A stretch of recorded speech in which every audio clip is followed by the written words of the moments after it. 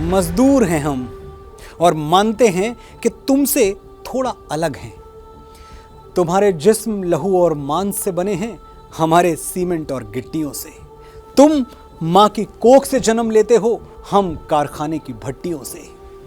हम खदानों का कोयला हैं, तुम तिजोरी का सोना। तुम्हें पूरी दुनिया चाहिए, हमें सिर्फ एक कोना। दुनिया भले ही ईश्वर ने बनाई हो, पर इसको बदला और गढ़ा मजदूरों ने है। लेकिन इतिहास गवाह है कि मजदूर के हिस्से में हमेशा भूख, गरीबी, पलायन और बेरहमी ही आई है। नमस्कार, मैं हूं मनोज मुंतशिर। भारत के युग में आपका स्वागत है। आज हम बात करेंगे मेहनत की, मेहनत कशों की, मजदूरों की। उन मजदूरों की जो चमचमाती हुई सड़कों से लेकर आकाश चूमती इमारतें तक सब कुछ बनाते हैं, लेकिन उनके हिस्से में सिर्फ मुफलिसी के अंधेरे आते हैं। शहर में मजदूर जैसा दर बदर कोई नहीं, जिसने सबके घर बनाए उसका घर कोई नहीं। आखिर कैसे बदल सकती है मजदूर की दशा? वो कौन सा तरीका है कि तरक्की के माया महल में मजदूर को अपने हिस्से का एक छोटा सा कोना नसीब हो पाए?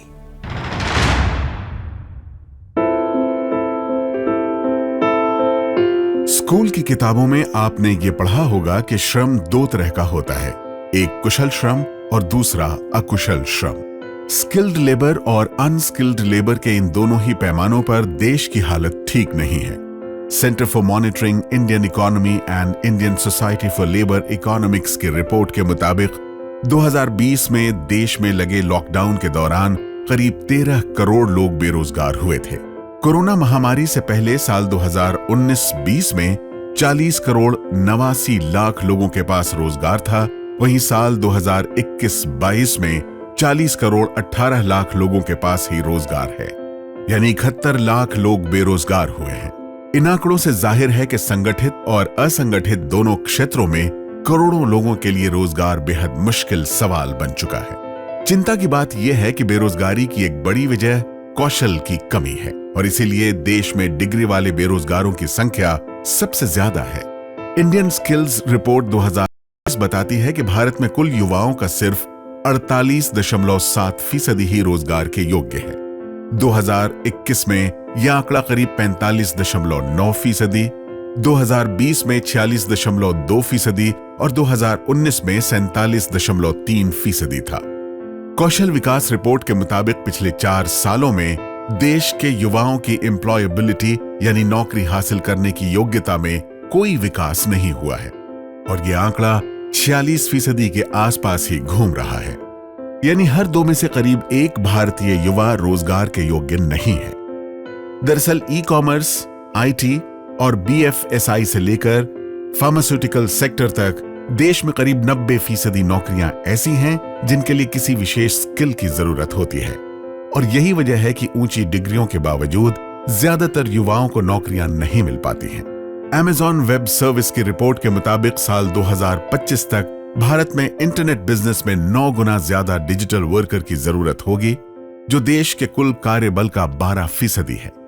लेकिन रिपोर्ट के मुताबिक भारतीय वर्कर्स को इन रोजगारों के लिए 7 तरह की नई डिजिटल स्किल का विकास करना होगा। वर्ल्ड इकोनॉमिक फोरम के मुताबिक भविष्य में दुनिया में 100 करोड़ नौकरियां अकेले टेक्नोलॉजी पर ही आधारित होंगी और इसीलिए जहां नई नई तकनीक में महारत हासिल करना देश के युवाओं के लिए जरूरी है, वहीं देश के भविष्य के लिए लोगों का कौशल विकास आज की एक बड़ी जरूरत है। हमारे युवाओं के लिए स्किलिंग, रीस्किलिंग और अपस्किलिंग का मिशन अनवरत चलते रहना चाहिए। बड़े बड़े एक्सपर्ट्स आज अनुमान लगा रहे हैं कि जिस तरह तेजी से टेक्नोलॉजी बदल रही है, आने वाले 3-4 वर्षों में बहुत बड़ी संख्या में लोगों को रीस्किलिंग की जरूरत पड़ेगी। भारत एक युवा देश है। हमारी आबादी का सेंट्रल पॉइंट 28 साल है, यानी आधी आबादी की उम्र 28 साल से कम और बाकी आधी की 28 साल से ज्यादा है।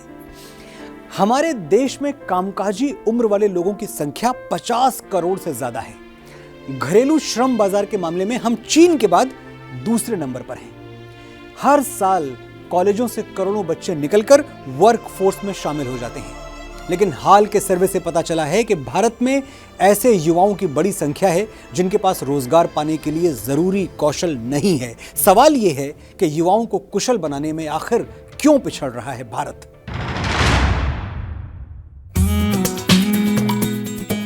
भारत दुनिया के सबसे ज्यादा कार्यबल वाले देशों में एक है। अमेरिका और यूरोपीय देशों के मुकाबले भारत का घरेलू श्रम बाजार बहुत बड़ा है, लेकिन विकसित देशों में 60% की तुलना में भारत की कामकाजी आबादी का 3% से भी कम व्यावसायिक रूप से प्रशिक्षित है। और इसीलिए जर्मनी और अमेरिका के 40% और चीन की 24% स्किल्ड वर्कफोर्स की कमी के मुकाबले हमारे देश में 64% स्किल्ड लोगों की कमी है। जाहिर है, स्किल डेवलपमेंट के मामले में भारत बहुत पीछे खड़ा है। देश में स्किल्ड लोगों की कमी के पीछे शिक्षा की गुणवत्ता और व्यावसायिक शिक्षा की कमी जैसी वजहें हैं। वहीं ब्रेन ड्रेन भी बड़ी समस्या है। बड़ी संख्या में कुशल श्रमिक और अच्छे तरीके से प्रशिक्षित लोग देश छोड़कर विदेश चले जाते हैं। ऐसे में अगर बड़े पैमाने पर लोगों को कुशल बनाया जाए तो न सिर्फ देश में बेरोजगारी मिटेगी, बल्कि आर्थिक तौर पर मजबूत और आत्मनिर्भर भारत का सपना भी साकार हो सकेगा। आज दुनिया में स्किल्स की इतनी डिमांड है कि जो स्किल्ड होगा वही ग्रो करेगा। ये बात व्यक्तियों पर भी लागू होती है और देश पर भी लागू होती है। दुनिया के लिए एक स्मार्ट और skilled manpower solutions Bharat दे सके, ये हमारे नौजवानों की स्किलिंग स्ट्रेटजी के मूल में होना चाहिए। जनवरी 2021 की वर्ल्ड इकोनॉमिक फोरम की रिपोर्ट के मुताबिक स्किल को बढ़ावा देकर भारत रोजगार देने वाला दुनिया का दूसरा सबसे बड़ा देश बन सकता है। इससे 2030 तक अमेरिका में जहां 27 लाख तो वहीं भारत में 23 लाख नई नौकरियां पैदा हो सकती हैं। एक अनुमान है कि साल 2030 तक भारत के 65% यानी 100 करोड़ युवा नौकरी करने की उम्र में पहुंच जाएंगे, यानी उन्हें नौकरी चाहिए होगी। ऐसे में बड़ा सवाल यह है कि देश में इतनी नौकरियां कहां से आएंगी, और इसका जवाब भी स्किल डेवलपमेंट में ही छिपा है। दरअसल बिना स्किल डेवलपमेंट के युवा शक्ति भी भारत को सुपर पावर नहीं बना सकती है। किसी भी देश की राष्ट्रीय आय तभी बढ़ती है जब लोग हाई स्किल्ड जॉब्स में होते हैं। और इसको ध्यान में रखकर 7 साल पहले स्किल इंडिया मिशन और उस्ताद जैसी योजनाएं शुरू की गई थी, जिनका मकसद युवाओं को पारंपरिक कलाओं और तकनीकी कामों की ट्रेनिंग देकर हुनरमंद बनाना है। हमारे बुजुर्ग कहा करते थे, हुनर सीखो, हुनरमंद बनो। स्किल डेवलपमेंट भी ठीक वही चीज है। कौशल विकास का मतलब है ऐसी शिक्षा या ट्रेनिंग जिससे रोजगार मिल सके। स्किल डेवलपमेंट की बात देश की दूसरी शिक्षा नीति में भी की गई थी और तीसरी राष्ट्रीय शिक्षा नीति का फोकस भी इसी पर है। दरअसल कुछ ऐसा ही यूरोपीय देश फिनलैंड में भी होता है, जहां बच्चों को 16 साल की उम्र तक पढ़ने के बाद वोकेशनल स्कूल में जाने की आज़ादी होती है। आप भी देखिए आखिर कैसे छोटे से देश फिनलैंड ने स्किल डेवलपमेंट का प्रोजेक्ट 50 साल पहले ही शुरू कर दिया था।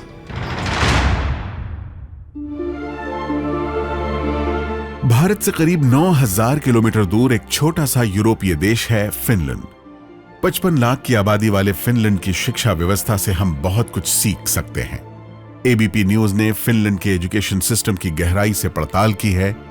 हमने देखा कि वहां गांव और शहरों के स्कूलों में सुविधाएं और पढ़ाई की गुणवत्ता का स्तर एक जैसा होता है, लेकिन सबसे खास बात यह है कि बच्चों के पास यह विकल्प हमेशा मौजूद रहता है कि 9 साल तक स्कूल में पढ़ने के बाद वो एकेडमिक करियर की तरफ आगे बढ़ सकते हैं या फिर वोकेशनल ट्रेनिंग भी ले सकते हैं। ये राजधानी हेलसिंकी के पास वांटा वोकेशनल कॉलेज है, जहां 9 साल स्कूल की पढ़ाई करने के बाद इन छात्रों ने हेयर ड्रेसर बनने का फैसला किया है। इसी तरह जो छात्र मेसन यानी राजमिस्त्री बनना चाहते हैं उन्हें भी ट्रेनिंग दी जाती है। हम यहाँ राजमिस्त्री का काम सीख रहे हैं। हम ईंट लगाना सीख रहे हैं। वोकेशनल स्कूल में पहले साल तो हमें थ्योरी करवाई जाती है और हम इन नकली बालों पर प्रैक्टिस करते हैं। दूसरे साल में भी थ्योरी होती है, लेकिन हमें लोगों के बालों पर प्रैक्टिस करने का मौका मिलता है। वोकेशनल स्कूल में पढ़ाई के बाद छात्र आमतौर पर नौकरी करते हैं, लेकिन अगर इरादा बदल जाए तो छात्र जरूरी परीक्षा देकर कॉलेज या पॉलिटेक्निक में आगे की पढ़ाई भी कर सकते हैं। कौशल विकास की अहमियत फिनलैंड काफी पहले समझ गया था। प्रधानमंत्री मोदी जिस स्किल्ड इंडिया की बात करते हैं, उस पर फिनलैंड में 1970 में ही काम शुरू हो गया था। हालांकि फिनलैंड और भारत की आबादी में जमीन आसमान का अंतर भी मौजूद है। जब देश आजाद हुआ तब करीब 30 करोड़ की आबादी थी और आज करीब 130 करोड़ की आबादी है। जाहिर है, जिस तेजी से देश की आबादी बढ़ी है उतनी तेजी से तरक्की नहीं हुई है। लेकिन ऐसा भी नहीं है कि कुछ तरक्की हुई ही नहीं। करोड़ों लोगों को रोजगार मिला है। खास तौर से 1991 में जब देश आर्थिक उदारीकरण की राह पर आगे बढ़ा तो देश में विदेशी निवेश आया और रोजगार की तस्वीर भी पहले से बेहतर हुई। लेकिन अगर देश को आत्मनिर्भर बनाना है तो निवेश के अलावा स्किल डेवलपमेंट के मोर्चों पर भी काम करने की जरूरत है। बुलाते हैं हमें मेहनत कशों के हाथ के छाले, चलो मोहताज के मुंह में निवाला रख दिया जाए। 2015 में शुरू हुए स्किल इंडिया के मिशन का मकसद भी युवाओं को ऐसी विशेष ट्रेनिंग देना है जिससे उन्हें आसानी से रोजगार मिल सके। स्किल इंडिया मिशन के तहत करीब 20 केंद्रीय मंत्रालयों और विभागों के जरिए प्रधानमंत्री कौशल विकास योजना, जन शिक्षण संस्थान, इंडस्ट्रियल ट्रेनिंग इंस्टीट्यूट और दीनदयाल अंत्योदय योजना जैसी कई योजनाएं चलाई जा रही हैं, जिनके तहत अभी तक करीब 5 करोड़ 70 लाख युवाओं को ट्रेनिंग दी जा चुकी है। दरअसल सरकार का मकसद देश में अलग अलग तरह के काम में निपुण लोगों की फौज खड़ी करना है और इस काम में वोकेशनल स्कूल बड़ी भूमिका अदा कर सकते हैं। इसलिए तीसरी राष्ट्रीय शिक्षा नीति में भी स्किल डेवलपमेंट पर ज्यादा जोर दिया गया है। स्किल डेवलपमेंट, कौशल विकास, ये वो हथियार है जिसके जरिए बेरोजगारी का विनाश किया जा सकता है। अगर भारत को आर्थिक शक्ति बनाना है तो इसके लिए देश में स्किल्ड लोगों की एक बड़ी फौज भी तैयार करनी होगी। और जिस तेजी से आबादी बढ़ रही है उसे देखते हुए भी कौशल विकास बेहद जरूरी हो चुका है, क्योंकि इसके जरिए ही बेरोजगारी की चुनौती से निपटा जा सकता है। देश के विकास में कौशल विकास क्या कमाल कर सकता है, इस बारे में विशेषज्ञों की राय भी जान लेते हैं।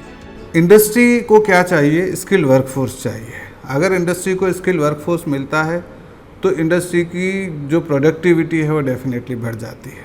प्रोडक्टिविटी से उस प्रोडक्ट की क्वालिटी एंड क्वांटिटी दोनों में ही फ़र्क पड़ता है और जिससे अल्टीमेटली इकोनॉमी में जो ग्रोथ होनी चाहिए वो ग्रोथ देखने को मिलती है और उसका डायरेक्ट और इनडायरेक्ट बेनिफिट स्किल्ड वर्कफोर्स से देखने को मिलता है। तो definitely skilled workforce plays a very important role in the whole economy of a country. गरीबी मिटाना है तो रोजगार चाहिए और रोजगार के लिए निवेश के साथ स्किल भी चाहिए, यानी किसी काम में महारत जरूरी है। हर चीज एक दूसरे से जुड़ी हुई है, इंटरकनेक्टेड है। किसी एक चीज को छोड़कर हम विकास की राह पर आगे नहीं बढ़ सकते। और जो बेरोजगारी तरक्की की राह में सबसे बड़ी बाधा है, उसे तो स्किल डेवलपमेंट के हथियार से ही खत्म किया जा सकता है। दूसरा कोई रास्ता है ही नहीं।